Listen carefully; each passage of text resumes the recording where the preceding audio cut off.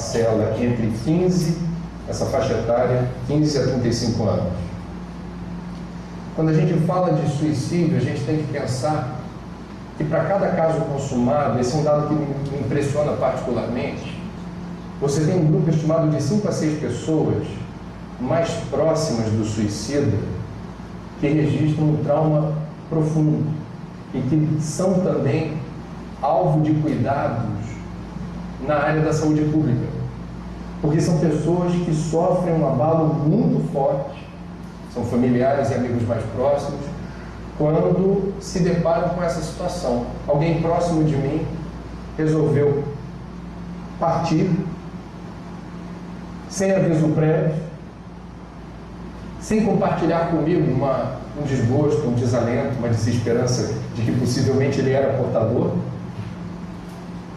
e foi-se. Eu fico. Mas como eu fico? Foi meu filho, foi meu companheiro, foi minha companheira, foi meu pai, minha mãe, meu tio, minha tia, minha avó, meu grande amigo. Registra-se um trauma. Essa pessoa vai requerer alguma atenção, algum apoio psicológico, alguma assistência do ponto de vista estritamente profissional, a perda de produtividade, ela não vai ter o mesmo rendimento no trabalho, ela não vai conseguir, durante algum tempo, ter a mesma performance na sociedade, porque ela está abalada. Então, do ponto de vista econômico, e tem gente que só enxerga cifrão pela frente, o suicídio é um assunto econômico, imensurável. O suicídio já representa 1,4% do custo total das doenças para a sociedade. Estima-se que esse percentual suba para 2,4% em 2020. Também nesse nível, que é o nível econômico, o suicídio.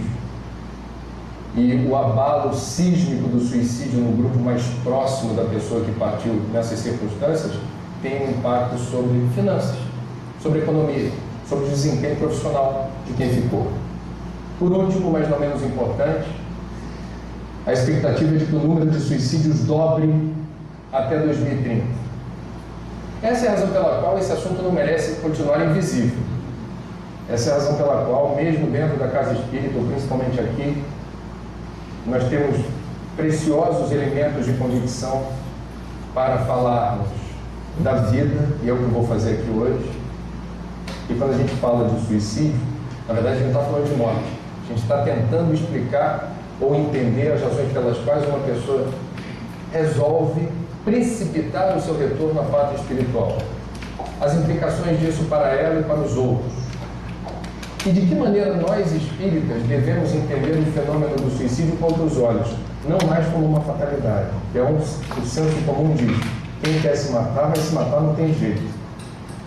Não é assim em todos os casos, ou na maioria absoluta dos casos, ou seja, em boa parte dos casos, existem suicídios que não aparecem nas estatísticas oficiais por várias razões.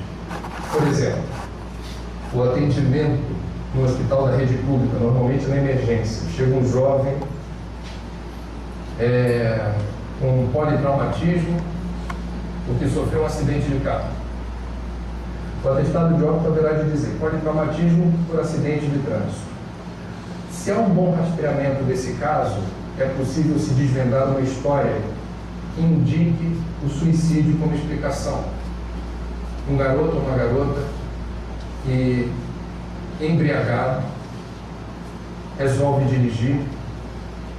Os amigos tentam demovê-lo dessa intenção, mas ele obstinadamente entra no veículo e não apenas dirige, mas dirige em altíssima velocidade, com um comportamento estranho para quem queira de fato chegar a algum lugar.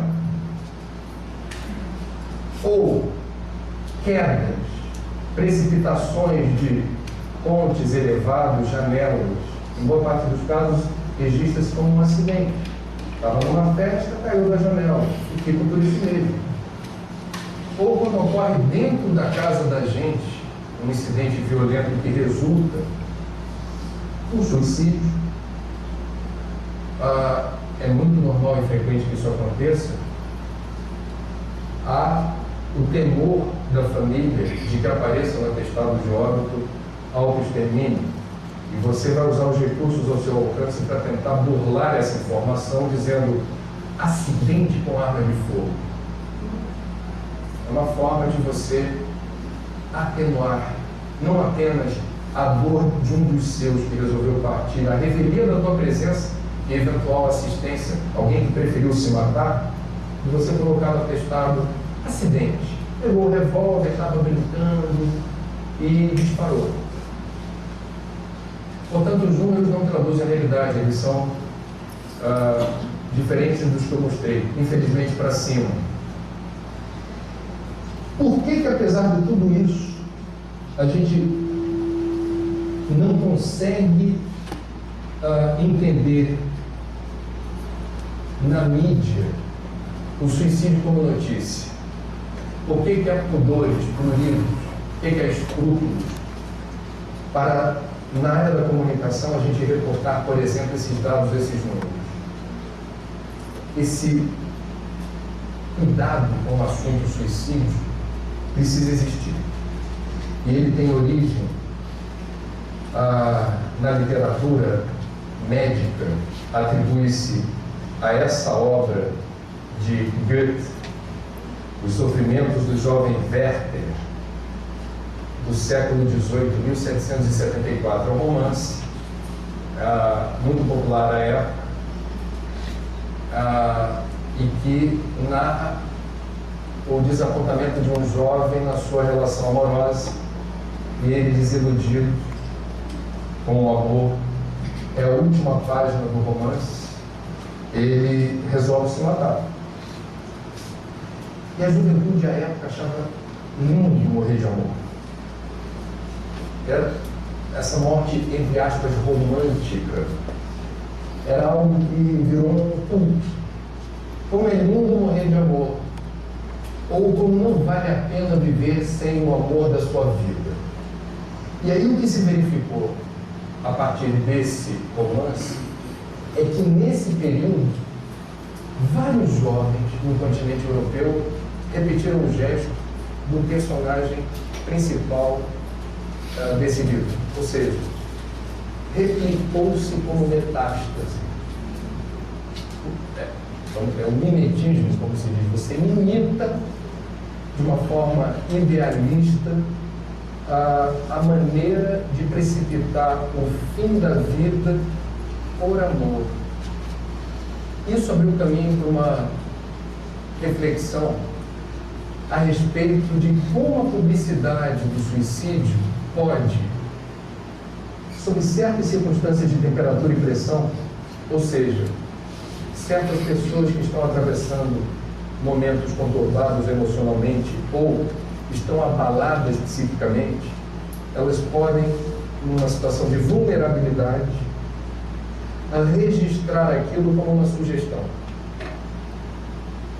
Essa é a razão pela qual a própria Organização Mundial da Saúde recomenda cuidados ao falar de suicídio. Do ponto de vista do jornalismo, não é proibido falar de suicídio, é necessário que se fale com cuidado. Que cuidado, por exemplo? Não reportar isso como uma notícia de destaque, com foto, que mereça manchete. Não se deve entrar em detalhes sobre o meio utilizado, o meio empregado para o autoextermínio. Não se deve enaltecer as qualidades morais do suicida, porque tudo isso pode funcionar como um aperitivo, pode ser uma sugestão para quem queira seguir o mesmo caminho. E por que se deve falar então de suicídio e de que jeito? Meus amigos, todas as doenças ou morbidades na área da saúde, para você enfrentá-las, você precisa ter informação. Prevenção se faz com informação. Isso vale para dengue, isso vale para hipertensão, isso vale para doenças sexualmente transmissíveis como AIDS, isso vale para tuberculose, isso vale para tabagismo, isso vale para suicídio. Ou seja, O suicídio é prevenível em pelo menos 90% dos casos que são associados a diferentes transtornos de ordem mental, principalmente a depressão. Eu trouxe aqui, jornalista não sabe nada. Por isso que as minhas coisas estão na cadeirinha. Caso alguém queira saber, mas aonde você viu isso? Quem disse essa atrocidade? Aí o jornalista tem que estar calçado. Então eu quero mostrar para vocês, muito rapidamente, um livro chamado, na verdade, um manual, Prevenção do Suicídio, um manual dirigido a profissionais das equipes de saúde mental do Ministério da Saúde. E aqui na página 19 tem um gráfico em forma de pizza mostrando quais são os principais fatores determinantes da ideia suicida. Principal fator que gera ideia suicida: transtornos do humor, a popular depressão. Depois, transtornos relacionados ao uso de substâncias, são drogas lícitas ou ilícitas. É a viagem do barato, da droga, da euforia, do êxtase e o mergulho na parte sombria dessa viagem, que é quando passa o efeito da droga e você fica novamente cara a cara com você, com o seu real sentimento. Esquizofrenia tem um fator de risco. Isso não é um determinismo, é um fator de risco. Transtornos de personalidade, transtornos psicóticos, e aí você começa a entrar em pequenas variações sobre o mesmo tema, que são problemas, transtornos de ordem mental. Como é que você reporta a necessidade de tomar providências se você pertence a um grupo, não é de risco, mas se você se reconhece dentro dessa perspectiva de estar com ideias suicidas recorrentes? É preciso procurar ajuda. A gente vai falar disso já já. Ainda no capítulo do suicídio, é importante registrar que todos nós que nos dizemos ou nos apresentamos como crentes, especialmente nas doutrinas cristãs, estigmatizamos o suicídio. Estigmatizamos o suicídio. Cada diferente linha espiritualista trata desse assunto de um jeito. No movimento evangélico, dependendo da tradição pentecostal ou neopentecostal, simplesmente não há salvação do suicida, ou Jesus é que sabe. E aí não há o que fazer. Se matou desse jeito, Jesus haverá de definir o destino dessa criatura. No movimento católico é curioso, quando a gente vai estudar esse assunto, até a morte de Getúlio Vargas era proibido, por exemplo, fazer missa de corpo presente do suicida, porque ele não era digno de receber um dos sacramentos.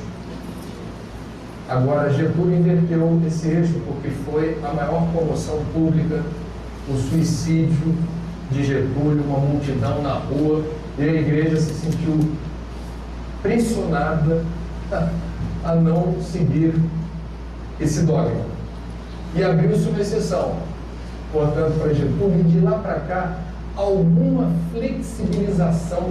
Eu conversei com mais de um sacerdote e eu percebi, é uma impressão que eu guardei, que há alguma, digamos, flexibilidade para você dispensar esse tratamento ao suicida.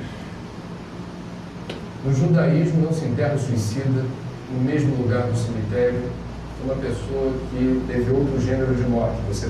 Ele não é digno de ser enterrado no solo sagrado. E vocês devem se lembrar do escândalo que foi o assassinato de um colega jornalista, Vladimir Herzog, nos porões da ditadura, quando simulou-se A versão oficial é de que ele teria se enforcado na cela, depois verificou-se que não foi o que aconteceu. E em São Paulo, decidiu-se, mesmo com a versão oficial da ditadura de que era suicídio, não enterrá-lo no solo não sagrado. Vladimir Herzog foi enterrado no cemitério israelita, no lugar destinado àqueles que não são suicidas. Foi uma forma muito direta e corajosa da comunidade judaica de não reconhecer a versão oficial desse desencarne. Nós espíritas também usamos uma nomenclatura muito dura para o suicídio. Criminoso. É um crime aos olhos de Deus. E é curioso que nas preces finais de muitas instituições espíritas, a gente se lembra de todas as categorias de sofredores. Os famintos do corpo e da alma, as pessoas que estão sem esperança, as pessoas que estão se sentindo solitárias. E eu presto muita atenção na prece final de todas as casas espíritas que eu visito, e devo dizer para vocês, pela amostragem minha, que não tem nenhum caráter científico, que na maioria absoluta das instituições não nos lembramos, na prece final, de endereçar uma vibração amiga, positiva, de força, de coragem, para os suicidas, que nada mais são do que os maiores sofredores do universo.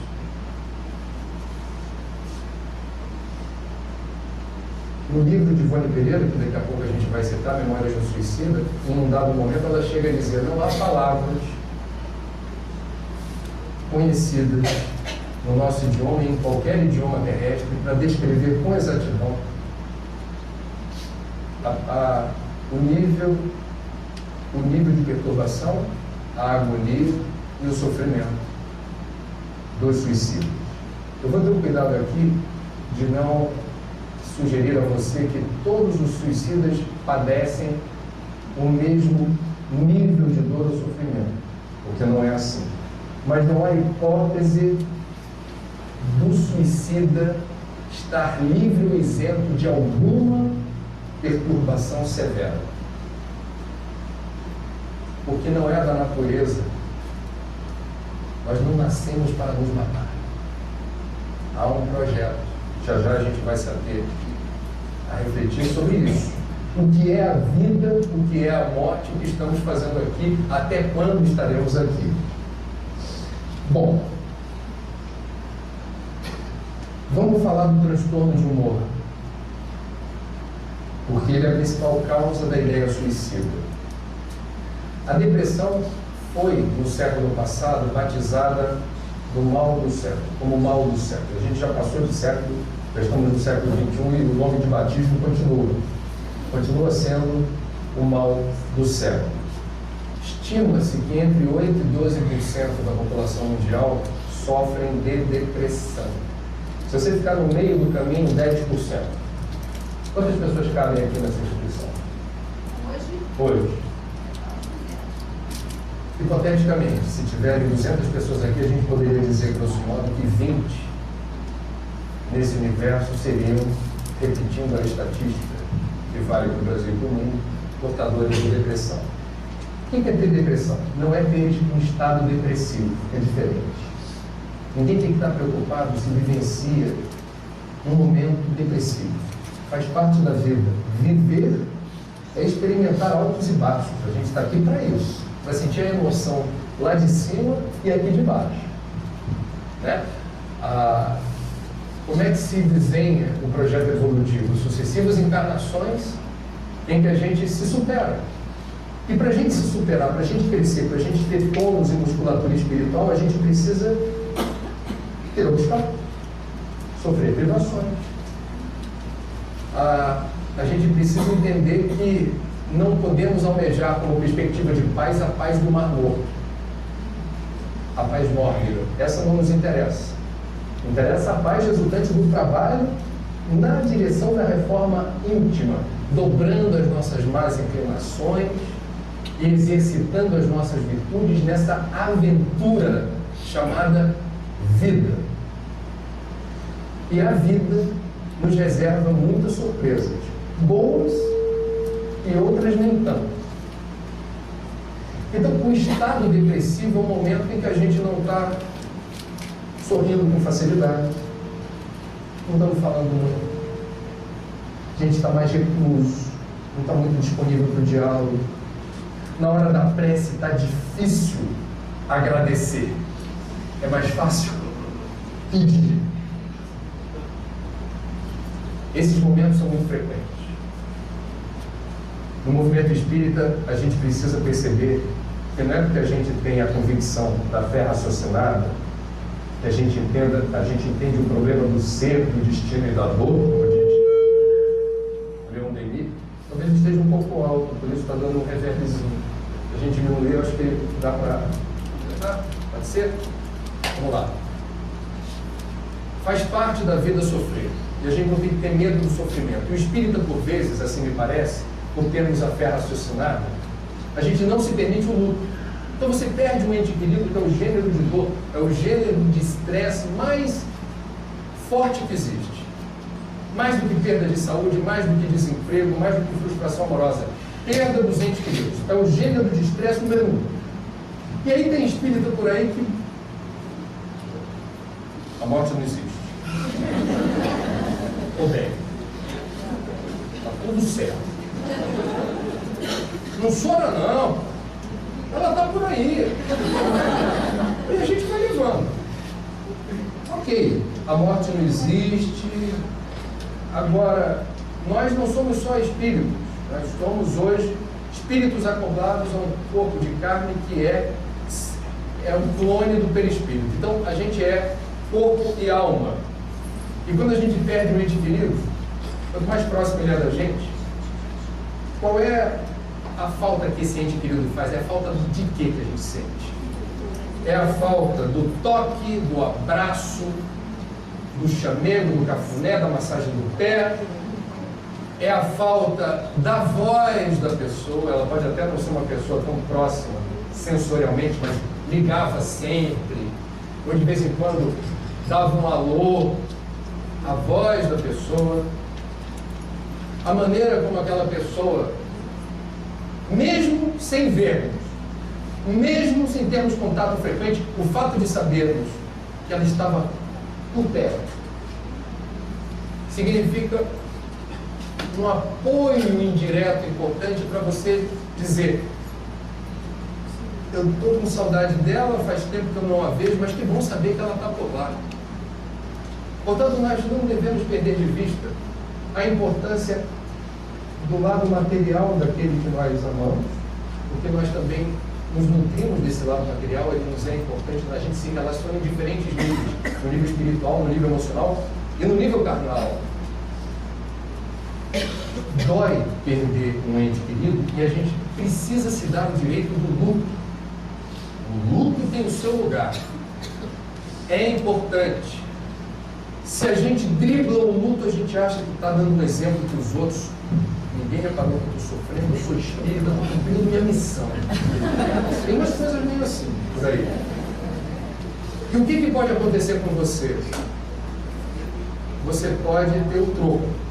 E quem dá o troco é o teu lado emocional mal resolvido, porque você não permitiu que houvesse esse fio terra do deságue dessa possibilidade de você externar essa dor, de você senti-la profundamente e nesse processo de catarse, aprender a negociar com ela em outro nível. Eu continuo sentindo falta da pessoa, mas já não dói tanto. Eu continuo sentindo falta da pessoa, mas a vida segue. A perda de um ente querido gera um estado depressivo, mas não necessariamente uma depressão. Estado depressivo faz parte da vida. Depressão é uma patologia e vai requerer atenção e cuidado. Primeiro cuidado que a gente precisa ter em relação à depressão, só vou repetir o que o Divaldo nas suas palestras fala, que resume muito bem a orientação que se deve dar no movimento espírita. Primeiro cuidado. Primeiro reconhecer Posto que a depressão eventualmente é algo que eu já estou vivenciando, deixa eu reconhecer que é melhor ter depressão no século XXI do que na antiguidade. Os gregos chamavam depressão de melancolia, tadinho. E obviamente eles não tinham naquela época o arsenal químico que nós temos hoje para ajudar a enfrentar esse problema. O antidepressivo é recomendado como um dos tratamentos importantes para a gente enfrentar esse transtorno de humor. O que faz o antidepressivo? Ele determina que os neurônios se comuniquem de forma mais rápida, porque o que acontece na depressão é que as sinapses cerebrais, elas não ocorrem na velocidade, no tempo, no timing correto. Então a passagem do bastão, a gente vai ter Olimpíada aqui no Brasil, né? Esse ano é o ano de Olimpíada em Londres, lembre-se da corrida do bastão. Então, se o cérebro está funcionando direitinho, a corrida do bastão se dá de forma exemplar. Se a gente está com depressão, a passagem desse bastão é complicada, demora. Pega ele, vai. Pega! Pelo amor de Deus, pega! Não pega esse bastão tão fácil. Essa é a razão pela qual boa parte dos depressivos não tem ânimo para levantar da cama, para atender o telefone, para abrir a janela, para sair de casa, para ter um motivo pequenininho que seja para você acreditar que vale a pena chegar ao final desse dia. Vale a pena amanhecer domingo, amanhã. Não há motivo. A pessoa está estagnada. Ela sofre. E o antidepressivo ajuda, portanto, essa pessoa a ter, num primeiro momento, um maior equilíbrio na bioquímica do cérebro. Antidepressivo não resolve a causa da depressão, mas atenua bastante os efeitos. Recomenda-se um antidepressivo. E não é qualquer antidepressivo a que se dê paciência em relação à terapêutica, porque precisa se ver se a marca, o tipo, a substância que está sendo empregada é a mais adequada na dosagem indicada. Então tem um tempo aí que você vai ter que esperar a resposta do tratamento. Outro fator fundamental, o apoio da família e dos amigos, que talvez seja um dos aspectos mais difíceis, porque se eu não tenho visivelmente o dano, a impossibilidade de eu agir normalmente não está estampada no meu corpo, a pior coisa que um depressivo pode ouvir é: você está bem, pô. Você está saudável, você tem um excelente emprego, você tem uma família que te ama, você tem tudo, levanta daí. E a pessoa não consegue respirar, é um sufoco, porque na verdade o que está sendo dito diz respeito apenas ao que é visível e tangível. A depressão não é visível nem tangível e é arrebatadora. Recomenda-se da parte da família e dos amigos mais próximos paciência, entendimento do que está acontecendo ali, para o devido suporte ao que o terapeuta estiver dizendo. É muito comum hoje em dia o terapeuta que cuida do depressivo não cuidar apenas do depressivo, mas do núcleo familiar em que ele está inserido. Só quem já teve um depressivo, um portador de depressão em família, sabe o que eu estou dizendo. Eu tive. E a gente sabe como é que é difícil. A gente sabe como é que no dia a dia isso precisa estar sendo bem calibrado, com muito respeito pela pessoa, porque ela não está do jeito que ela está, porque ela, naquele momento, queira aquilo.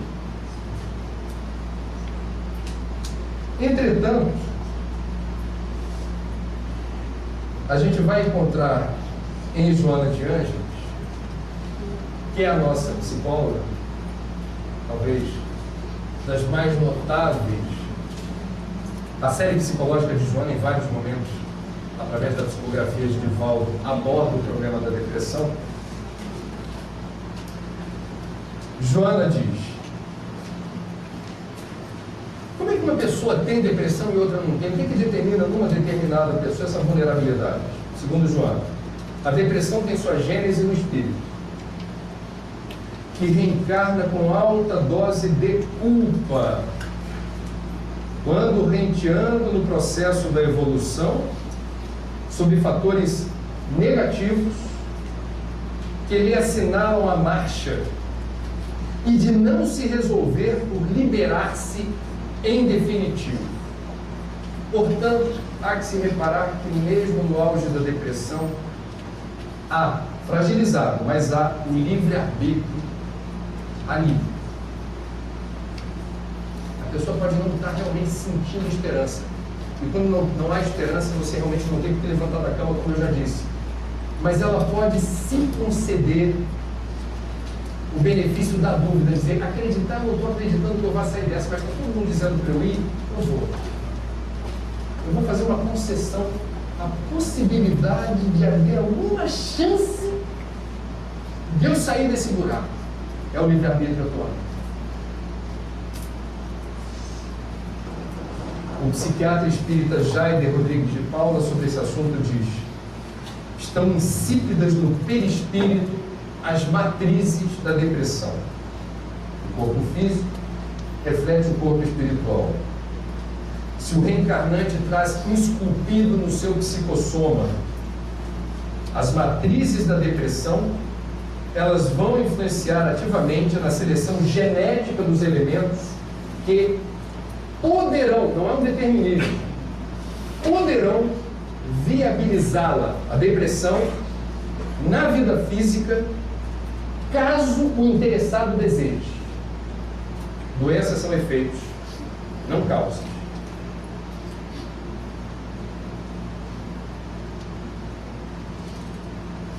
A aura do depressivo é cinza, triste, uma existência sem vida. A gente tem, portanto, através da depressão, a chance de fazer o tratamento com antidepressivo. Outra recomendação é o tratamento psicológico, ou seja, através dessa possibilidade de você abrir o seu coração e a sua mente para o terapeuta, numa relação de confiança mútua. Conseguir colocar os seus medos, as suas ansiedades e tentar entender o que você está fazendo consigo, tentar mapear como se deu em diferentes momentos da sua existência a sua relação com sua família, a sua relação com seus amigos, a sua relação com os seus sonhos. Tudo isso faz a diferença. E por último, mais ou menos importante, assim que Divaldo encerra o capítulo do pacote de medidas para enfrentar a depressão: antidepressivo, apoio psicológico e fluidoterapia, passe magnético, assistência espiritual. Esse psicólogo que eu mencionei, o Dr. Jaider, estima que em 70% dos casos a depressão esteja associada à ação de obsessores. Óbvio, a gente conhece a lei de causa e efeito, a gente conhece a lei da afinidade. Se eu estou vibrando numa frequência, se o meu rádio está posicionado numa estação do dial e só toca a música deprê, quem é que vai se aproximar de mim para ouvir a musiquinha deprê? Não é quem está de bem com a vida. Então vamos combinar que se a frequência dos meus pensamentos vibra numa faixa que não me favorece, isso se retroalimentará com outras presenças, e aí pode haver uma intercorrência com vidas passadas ou não. Pode ter intercorrência com a lei de causa e efeito, com você, inimigos do passado, que seja, ou não. É lei de afinidade. Fluidoterapia para quê? Para você, de alguma maneira, interferir. A pessoa já está realizando um movimento antidepressivo, apoio psicológico, está sendo instigada a vibrar positivamente, a realizar preces, participar do culto do Evangelho no lar, assistir a uma palestra pública. Ela está tentando. E a fluidoterapia arremata essa tentativa. É mais um tratamento, é mais um dispositivo que a gente não deveria abrir mão. Um outro movimento que a gente precisa, uma outra informação que a gente precisa ter é a seguinte: a evolução dos casos no Brasil e no mundo determinou na área da ciência, particularmente na ciência médica, particularmente na psiquiatria, o aparecimento de uma nova área do saber, uma nova área do conhecimento, que é a suicidologia. Então nós temos no mundo e no Brasil a figura do suicidólogo. É chique isso? Com licença. Meu cartão. Doutor André, suicidólogo. O suicidólogo é alguém que vai mapear e tentar entender por que há tantas pessoas escolhendo o autoextermínio, como é que esse fenômeno se resolve no dia a dia. É um profissional da área médica, principalmente psiquiatra. Mas não sabemos do que sabemos, mas o pouco que se sabe na área da ciência já nos ajuda a entender certas coisas importantes. Por exemplo, se a gente conversa com o suicidólogo, ele afirma categoricamente o seguinte: em nenhum caso é possível dizer que uma pessoa resolva se matar por uma causa, uma única causa. Exemplo: descobriu-se traído na relação amorosa e resolveu se matar. Bom, se todas as pessoas que se descobrem traídas numa relação amorosa alegam que por causa disso vão se matar, eu não sei o que aconteceria. Mas vamos entender, é uma dor, vamos admitir, é uma dor. Não, eu digo isso brincando porque às vezes a gente se atribui muita importância, né? Seja assim, fui traído, olha para o lado, relaxa, entenda isso como um processo que envolve muito aprendizado, muita paciência, muita autoestima. Mas vamos lá, reconhecendo que aquela relação era de fato muito forte, durante muito tempo houve uma entrega, um consumo de tempo, energia, dedicação, aí de repente a ruptura, da forma mais abrupta. Ok, então vamos reconhecer, houve uma grande dor. Se você fala com um suicidólogo sobre esse assunto, viu, doutor, se matou porque foi traído. Ele provavelmente vai dizer o seguinte: ok, eu vou entender esse episódio da vida do suicida como um episódio que foi muito importante para a escolha que ele fez, mas eu não aceito que a ciência demonstra que esse fator, ele é apenas um dos fatores que predispõe a pessoa a achar que a saída para aquela humilhação, para aquela decepção, seja o autoextermínio. Por exemplo, pega a vida desse que se matou por amor e vamos verificar como foi sua infância.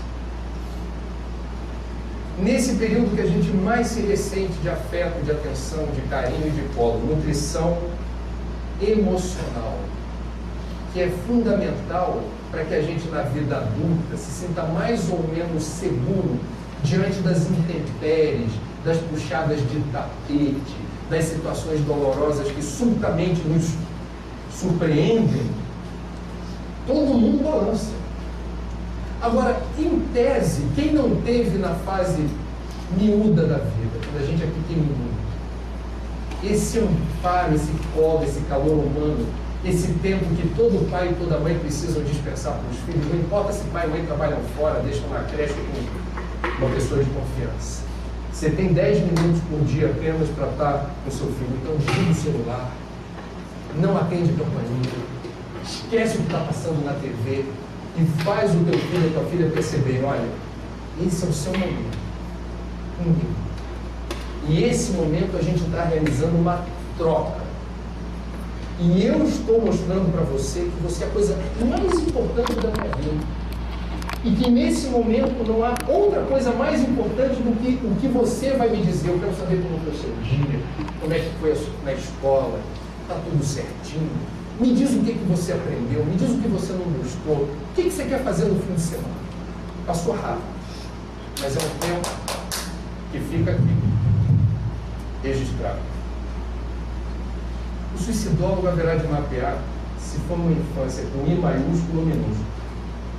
Porque uma infância com I maiúsculo funciona como um anticorpo, aumenta o sistema imunológico emocional. Você fica menos vulnerável às intempéries do que uma pessoa que foi, digamos, quase abandonada à própria sorte e que teve que criar couraça para resistir a essa carência, que aprendeu desde cedo a não construir relações amorosas, ou o princípio da relação é a desconfiança.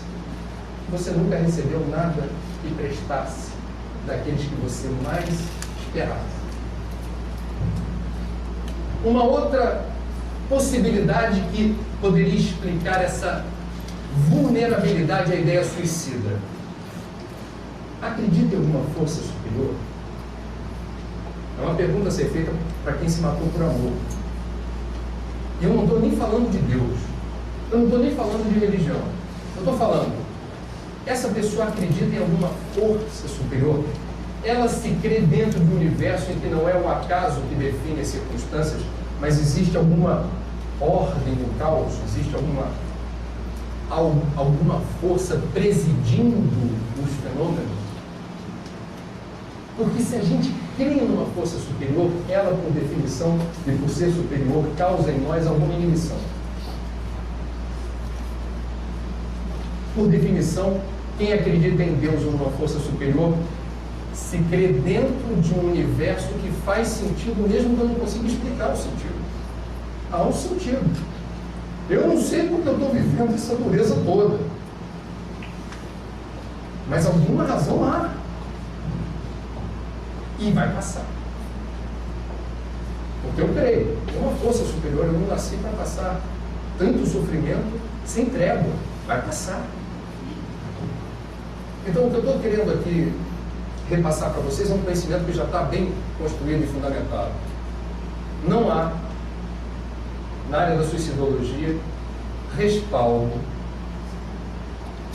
que justifique a tese de que uma determinada pessoa se matou por causa de uma situação ou de um gênero de dor. É um somatório. Seguindo em frente, a gente vai começar então, deixa eu ver se já está na hora da gente falar da nossa doutrina, que é um capítulo à parte, óbvio, que a gente precisa falar dela. Quando a gente vai entender o que o Espiritismo tem a dizer sobre esse assunto, a gente primeiro, por questão de justiça, precisa ter a clareza de que, não há outra doutrina, não há outra filosofia espiritualista, não há outra religião com tanta fartura de informações quanto o Espiritismo em relação ao que acontece a partir do momento em que uma pessoa desencarna pelas portas do suicídio.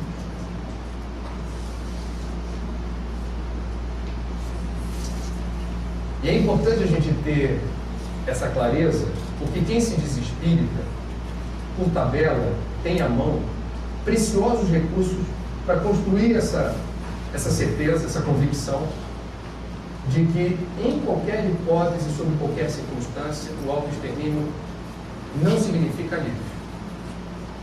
Ele não significa livre. Um livro que eu considero muito interessante para qualquer pessoa que queira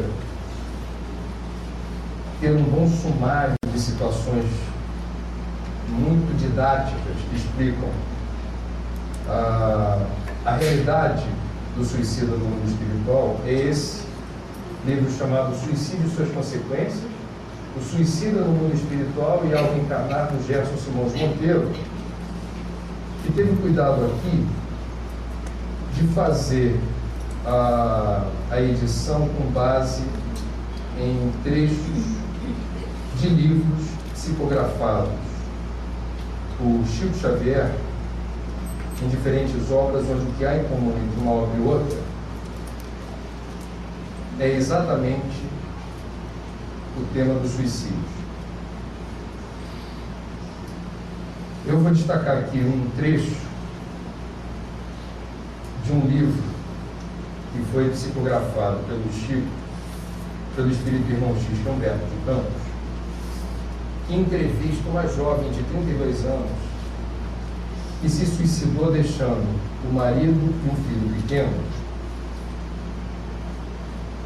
E ela se suicidou porque se sentiu traída. Ela fantasiou a traição do marido. Ela achava que o marido estivesse traindo. O livro chama-se Instante da Vida. O resumo da entrevista que irmão X fez com essa moça traz os seguintes aspectos a respeito dela. Ela não possuía consistente fé religiosa. Permaneceu completamente lúcida e por muito tempo quando sobreveio a morte. E a morte não existe. O corpo perece. E quando acontece a morte física, o suicida, e a gente vai ver por que isso acontece, fica durante algum tempo aprisionado no próprio corpo. Padeceu terríveis sofrimentos ao verificar-se desencarnada. Ouviu os lamentos do marido e do pequenino filho a suplicar socorro ainda dentro de casa. Quando o rabecão lhe arrebatou o corpo imóvel, tentou ficar em casa, mas não pôde. Atirada ao compartimento do necrotério, chorava de enlouquecer. Ao se ver nua na mesa de necropsia, de imediato tremeu de vergonha. Depois de 2 homens abrirem seu ventre sem nenhuma cerimônia na necropsia, aguentou duchas de água fria nas vísceras expostas. Orava à maneira dos loucos desesperados, sem qualquer noção de Deus. Muitos amigos e parentes desencarnados, embora procurassem auxiliá-lo, a gente nunca está sozinho. É um lado bonito, até nos momentos de profunda aflição, nunca estamos sós. Então, nessa situação, essa moça teve seus amigos e parentes desencarnados ao seu lado, tentando auxiliá-lo, mas não conseguiram, porque, dada a sua condição de suicida, continuava na plenitude das forças físicas. A gente vai tentar entender isso já já. Ah, mas não morreu? Não é fácil para o suicida se livrar dos grilhões corporais. Ela assistiu ao próprio enterro com o terror que se possa imaginar. Estando mentalmente cega de dor, não podia enxergar os benfeitores espirituais no cemitério. Não sabe quanto tempo permaneceu na cela do sepulcro. Quando a corda magnética cedeu, ele se refere ao laço perispiritual que nos une ao corpo físico, cordão de prata. Não é isso? Quando esse laço finalmente se rompeu, ela pôde se pôr de pé na cova. Após muito tempo de oração e remorso, obteve o socorro de espíritos missionários, a fim de interná-la em um campo de tratamento no mundo espiritual.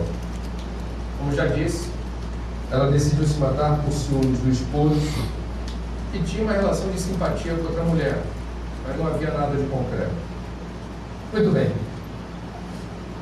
Após 6 anos nessa ausência do lar, e nesses 6 anos está o período de perturbação e o período em que ela começou a receber a assistência, o tratamento no plano espiritual, ela obteve permissão para visitar a residência, que ela ainda julgava como sendo a casa dela no Rio. Aí diz ela: tremenda surpresa, em nada adiantar o suplício. Meu esposo, moço ainda, necessitava de companhia, e escolhera justamente para a segunda esposa a rival que eu abominava. Ele e meu filho estavam sob os cuidados da mulher que me suscitava ódio e revolta. E a gente vai encontrar no livro Céu e Inferno, no livro Memórias do Suicida, diferentes situações em que a pessoa, premida por uma dor, por uma aflição extrema, resolve se matar.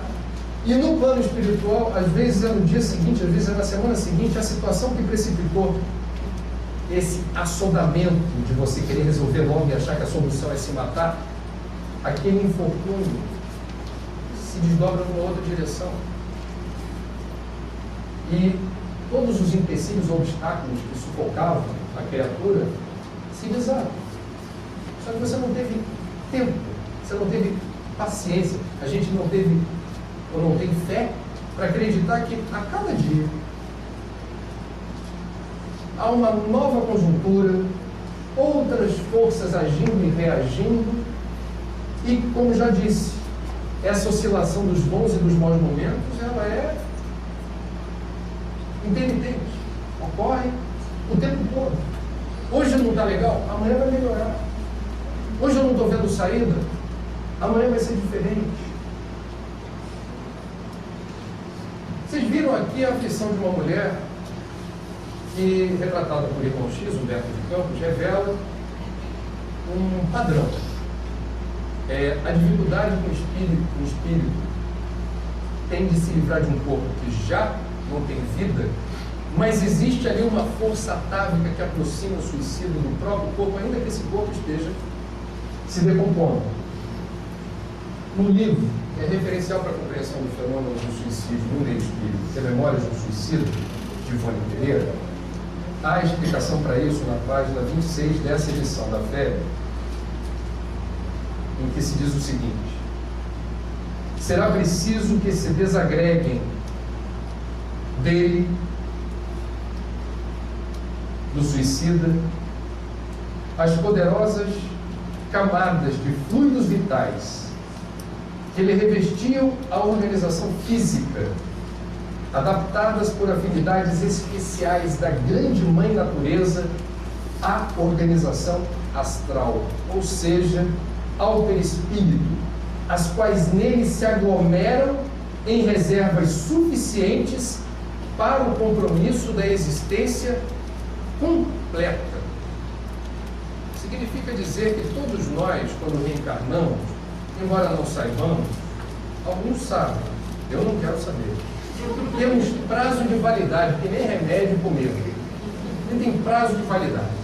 Ou seja, os engenheiros siderais, nossos mentores, nossos guias, participam ativamente do projeto reencarnatório que nos diz respeito. Quando a gente tem um pouquinho mais de merecimento, a gente pode até participar também. Não é o caso da maioria. É o caso, certamente, eu não fui. Estipula-se, e há uma lógica nessa definição, um tempo, que seja um tempo necessário de vida. Vai reencarnar onde? No Brasil. Vai reencarnar no século XX. Em Niterói. Se deu bem.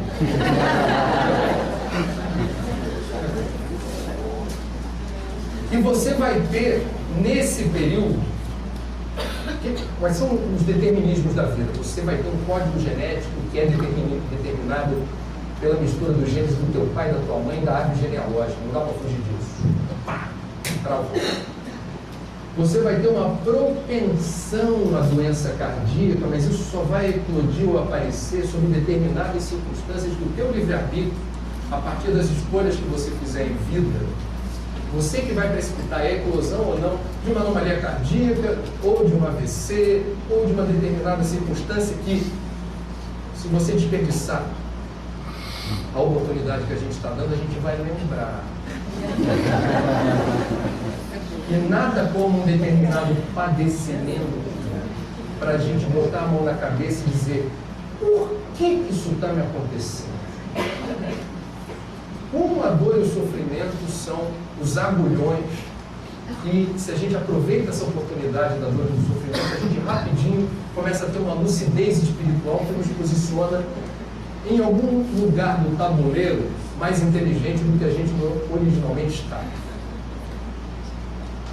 Um aspecto fundamental do planejamento de cada encarnação é o tempo. Vai nascer em Niterói, filho de Abel e de Olívia. Você vai ter uma família com determinada renda X. Provavelmente nessa encarnação suas habilidades artísticas, você foi muito artista demais em outras vidas. Chega.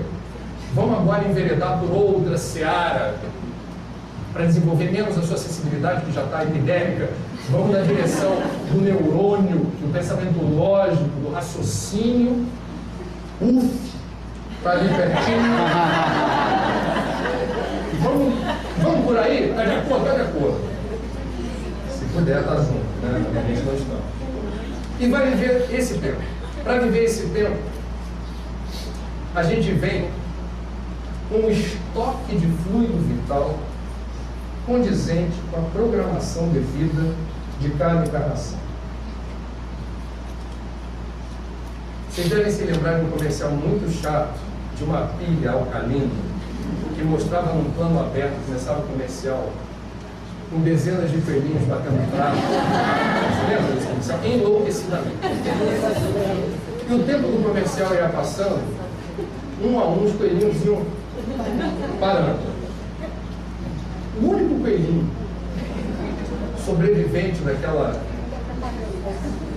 carro coletivo, todos os outros coelhinhos pararam. Um sobrevivente ficou lá, mas batendo um pratinho, cheio de batata.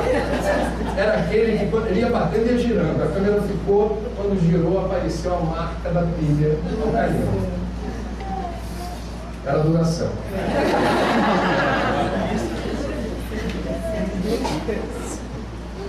Todos nós temos a nossa pilha de duração.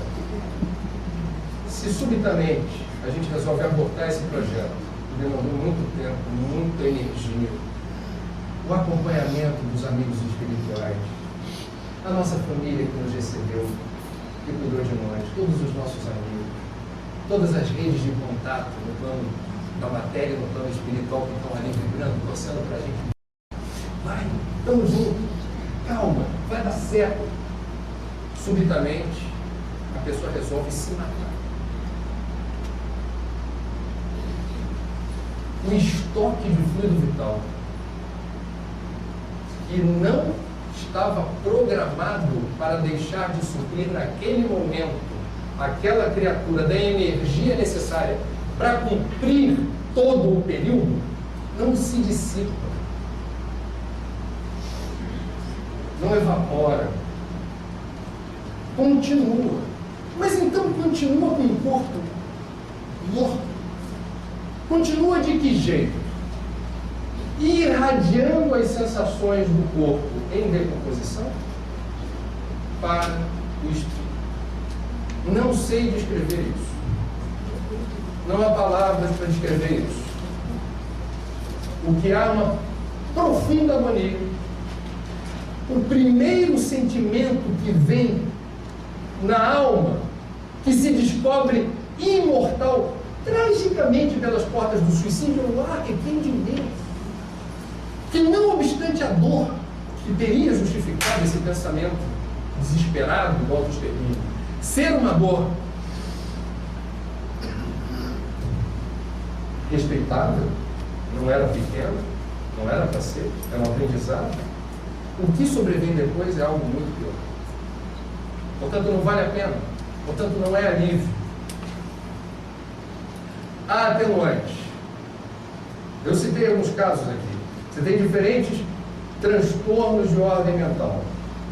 Para cada um deles, aí veja, é uma conta difícil de fazer, não me peça para fazê-la, porque aí a gente penetra na seara da providência divina.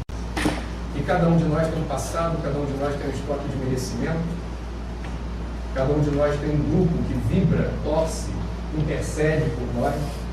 Então, quanto tempo vai durar a dor do suicida? Todo suicida sente do mesmo jeito, não se pode comparar um esquizofrênico que põe fim à própria vida com uma pessoa absolutamente lúcida, sem nenhuma anomalia de ordem mental, que, do ponto de vista mais lógico, dentro da construção mental que ela realiza, entende que viver não vale a pena.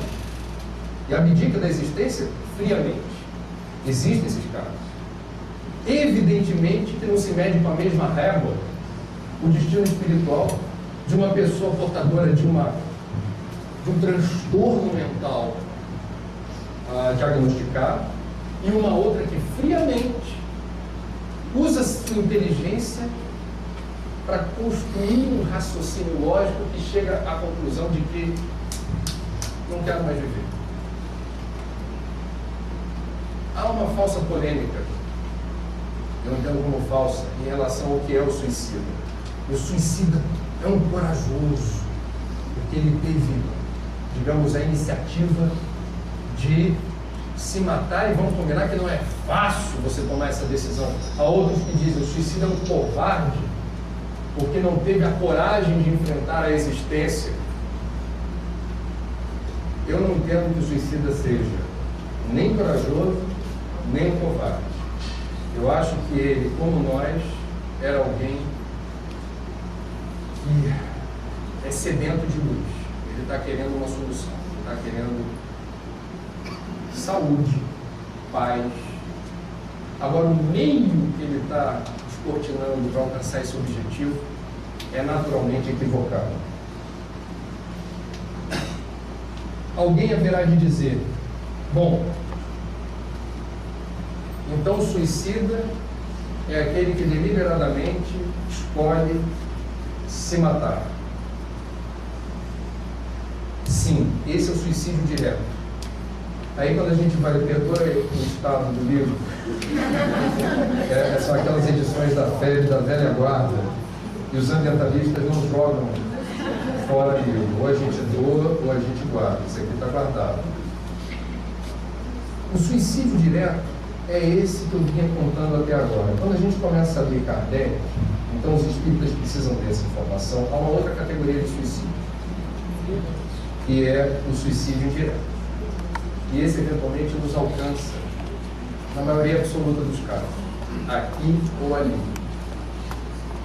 No capítulo 5 do Céu e Inferno, que é justamente as mensagens que Kardec publicou de espíritos que desencarnaram pelas portas do suicídio, que narram do lado de lá o que estão sentindo.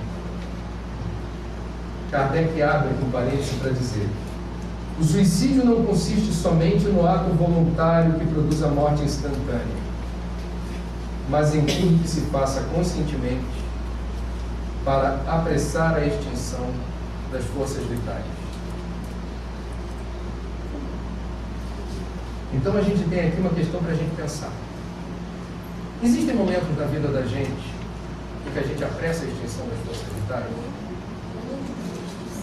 Por exemplo, a pessoa vai no médico, o médico diz: você me desculpa, mas você a partir de agora estará sob uma severa dieta, e do contrário, a sua diabetes vai degringolar numa direção que não haverá controle. Eu, como seu médico, tenho um dever profissional de vigiar e acompanhar de perto o segmento dessa restrição alimentar.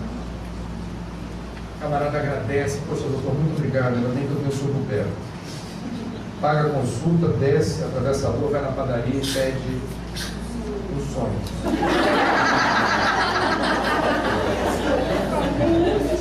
É o último.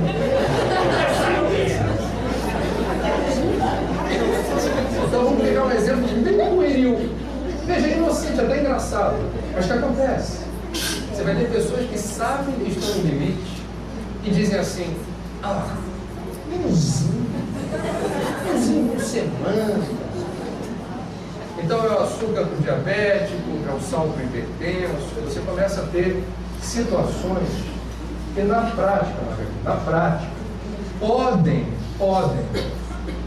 precipitar o retorno à pátria espiritual precocemente. Nós conhecemos a situação de André Luiz. André Luiz se surpreendeu na pátria espiritual quando foi chamado de suicida, e ele falou: mas eu não me matei. Sim, ele não praticou o suicídio direto, mas ele se enquadra nessa categoria que Kardec define como suicídio indireto.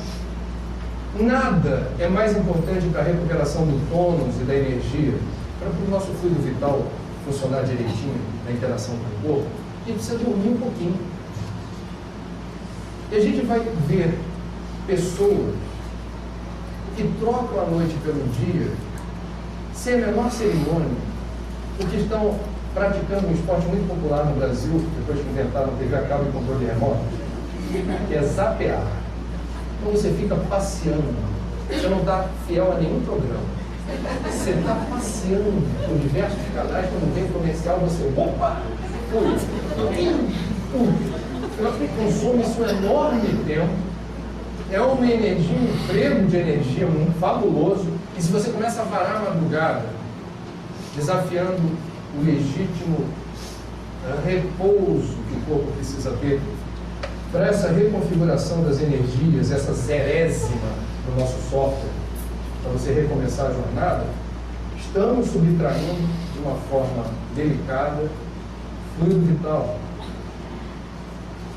Drogas lícitas ou ilícitas, o abuso dos entorpecentes, vícios de qualquer ordem, Quando a gente não estabelece ou não se reconhece na condição de viciado, pelo que for, sexo, jogo, comida, o que for, você está tendo um derrame, um despejo de fluido vital, de energia, numa direção cuja a taxa de retorno do capital espiritual investido é baixíssima.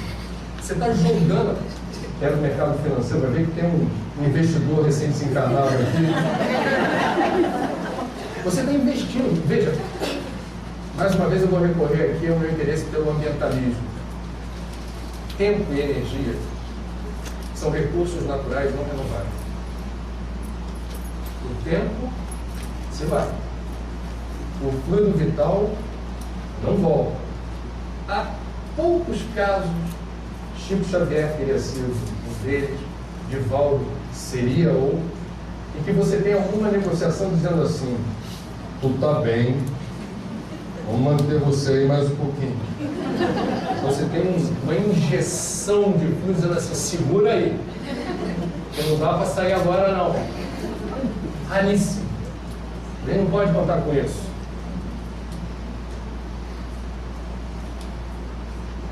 Posto que o suicídio é um tabu, posto que esse assunto não está presente na mídia, é importante a gente reconhecer o trabalho de algumas organizações que já estão militando há algum tempo em favor da vida, ou da valorização da vida, sem a pretensão de doutrinar ou catequizar ninguém.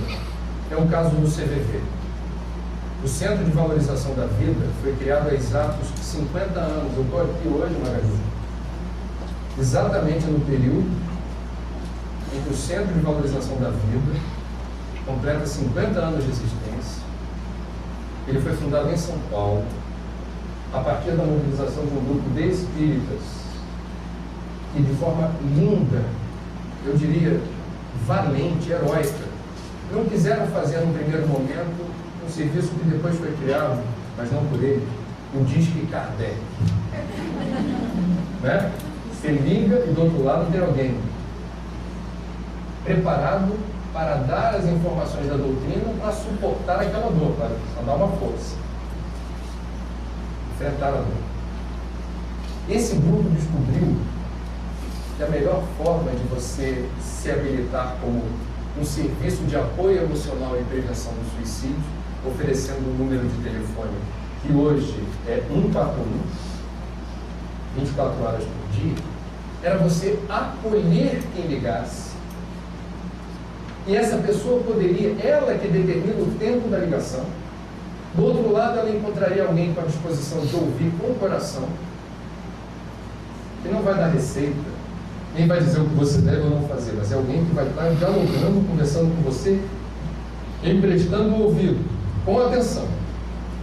Não vai julgá-lo e vai guardar sigilo do que você está dizendo. Hoje em dia, essa estratégia, essa dinâmica vale muito. Porque qual de nós, em sã consciência, pode dizer que tem todo o tempo do mundo para o outro, no momento em que o outro nos procura? Vou dar um exemplo. O povo brasileiro adora novela. Ainda. Você está lá adorando a novela das 9. Adora dizendo o trabalho. Você viu ontem a Avenida Brasil, a história, coisa, que personagem maquiavélico. Na hora do Avenida Brasil, liga a melhor amiga sua. Você percebe no tom de voz dela que ela está em mau momento. Aconteceu alguma coisa grave. E ela nem está perguntando se você está ocupado ou não, tamanha a aflição. E ela começa a falar. E você percebe que o assunto é sério. E você está com um olhinho na televisão, ouvidinho no telefone. Como é bom não inventaram ainda o videofone, né? Então você está ali simulando atenção.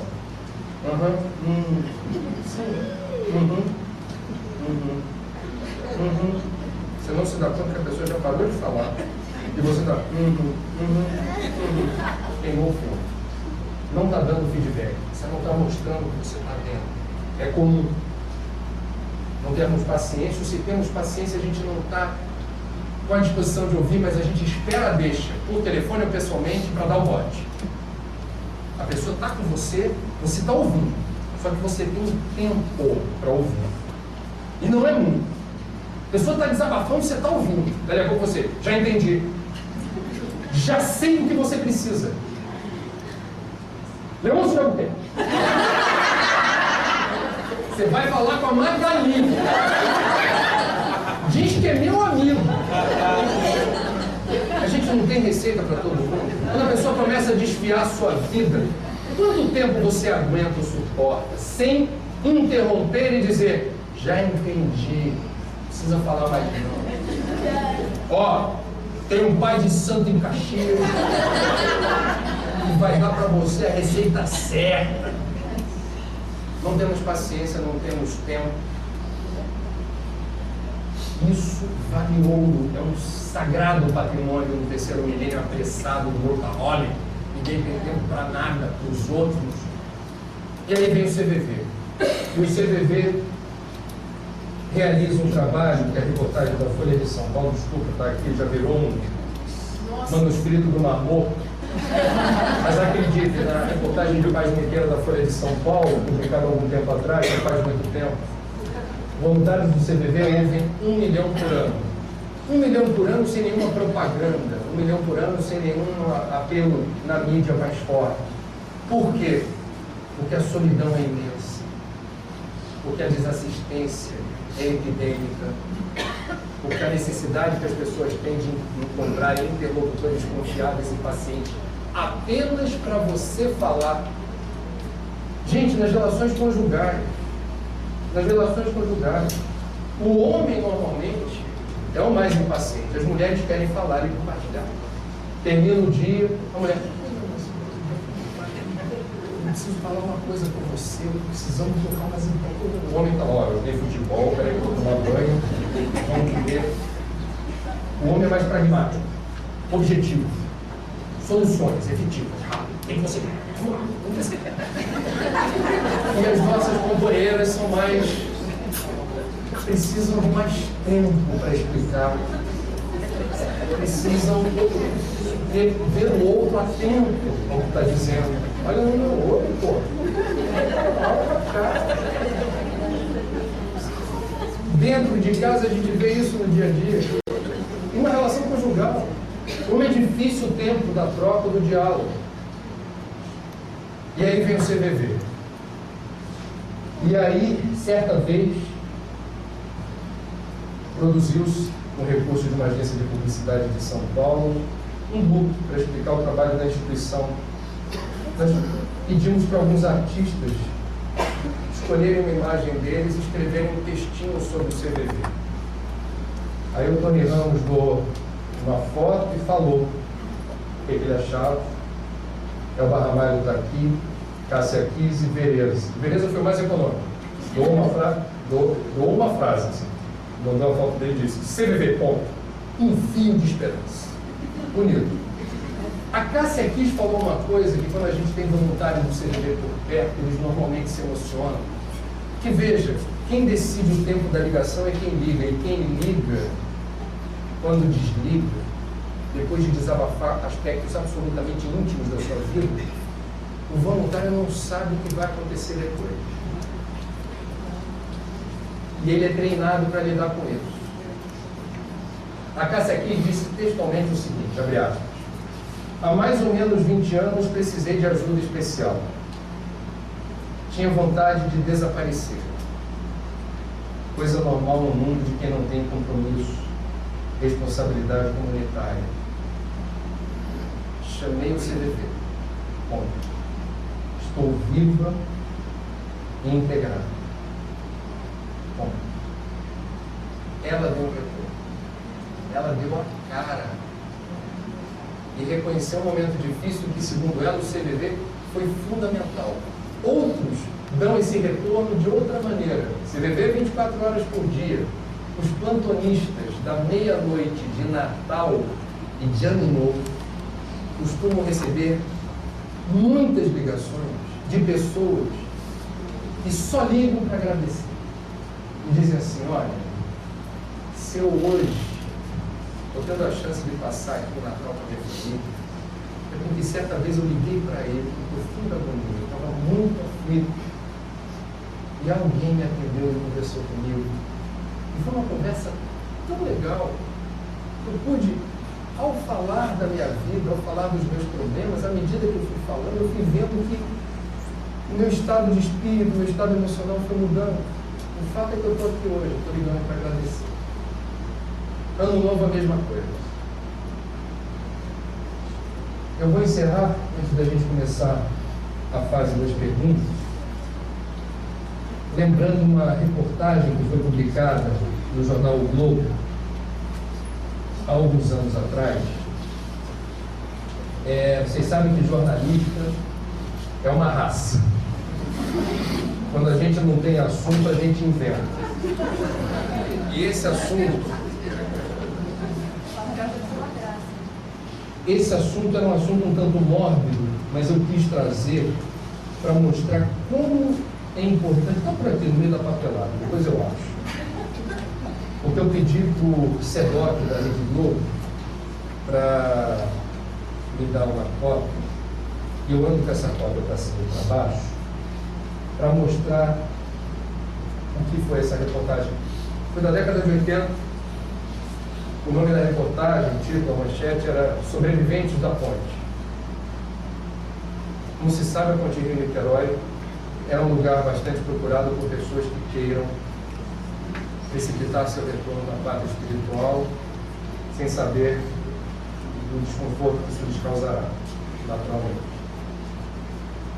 E a reportagem fez um levantamento sobre que vira caso de polícia. Dependendo do lugar da ponte que a pessoa resolve cair, ou é registrado numa delegacia de Niterói, ou é registrado numa delegacia do Rio. A reportagem do jornal foi nas duas delegacias que costumam registrar esses incidentes, descobriu o número de óbitos, descobriu dentro desse número o dos sobreviventes, ou seja, desses que pularam, quantos não morreram, mas ficaram sequelados, com um tombo feio no espelho d'água, e desses que tombaram e sobreviveram, quantos topam falar com o repórter? Apenas 2 toparam. E o repórter fez a mesma pergunta nos 2. Qual foi o primeiro pensamento que lhe veio à cabeça? No momento em que você abandonou seu próprio corpo na direção do abismo e se descobriu sem volta, não tem mais como voltar, agora sou eu e o mistério. Qual foi a primeira coisa que você pensou? E os 2 disseram, sem saber que o outro estava falando essa resposta. Os 2 disseram a mesma coisa. Eu me arrependi. Dentro de nós existe uma voz, que é a voz da consciência, que sempre haverá de nos indicar o caminho. E esse caminho jamais haverá de ser o da eliminação da própria vida.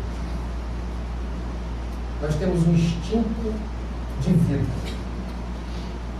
Sairemos daqui, cuidado, fala a merda São Boaventura, quem estiver distraído, atravessando, conversando, e de repente vem um carro, e você instintivamente percebe a presença do carro e recua.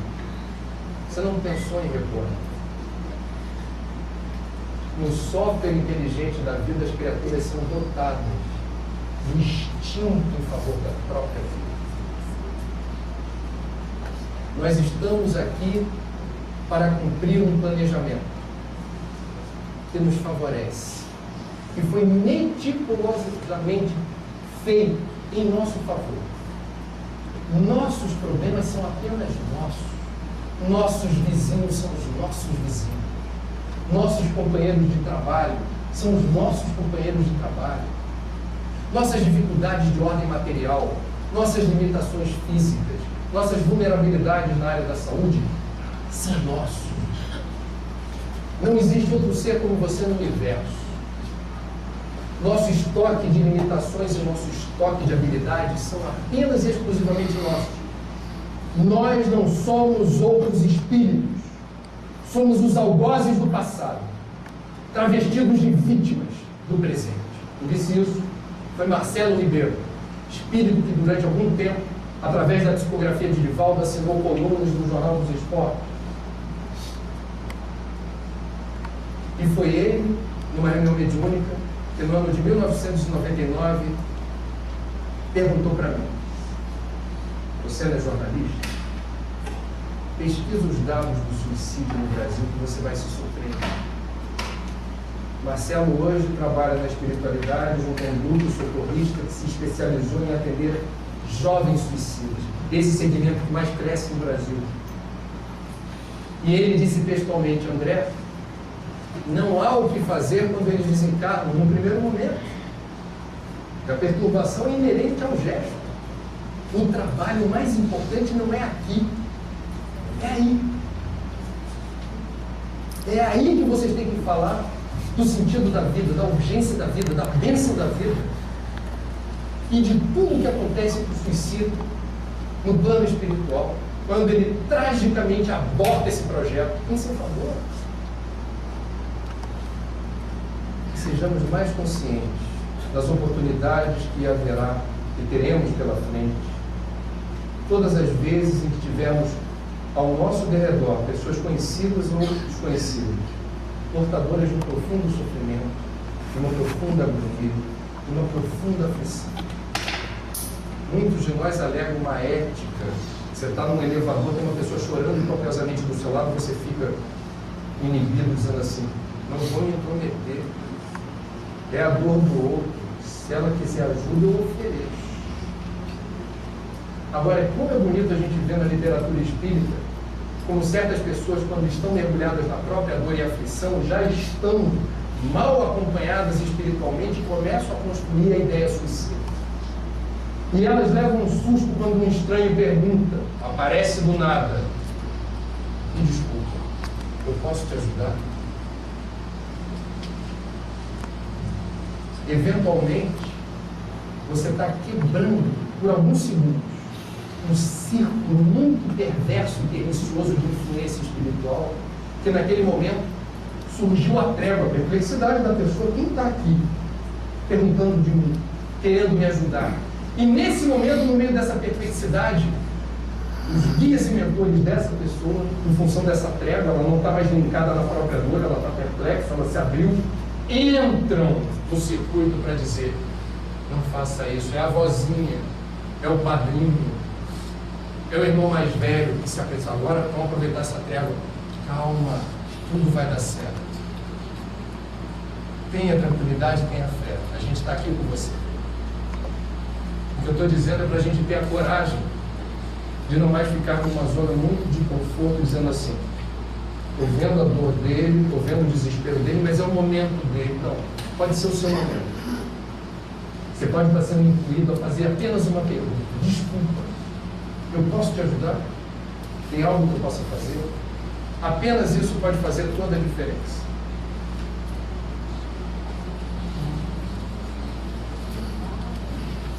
Zilhões de perguntas.